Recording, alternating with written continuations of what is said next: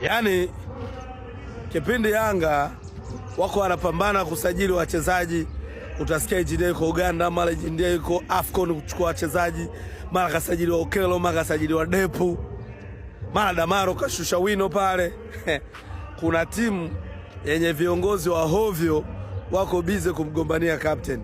Yaani captain ni wa timu hiyo hiyo na mchezaji ni wa timu hiyo hiyo, wako bize awe huyu awe huyu. Yaani kapteni mwenyewe amechoka, kazeeka, hana cha kufanya, anashindwa kupewa mchezaji mwenye hari ya kupambana, anaangania yule aliyechoka.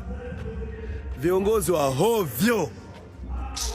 Yaani baadaye muwe bize na usajili, eti mko bize kugombana. Mko bize kugombana nani awe captain, nani awe captain. Huu ni muda wa kugombania kitambaa cha captain. Muda wa kufanya usajili. Muda sio mrefu timu inaenda kushindana mashindano ya kimataifa. Astaghfirullah. Lakini watu wako bize na captain.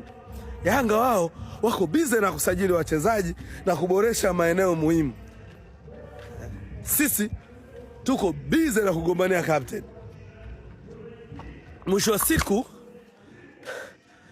wa siku wanasajiliwa wachezaji wa kuokotwa, anakuja msemaji anatupanga Kaisedo, anashuka mchezaji huyo Kaisedo, kwa sababu ashatuona sisi ni wajinga. Tutachoka.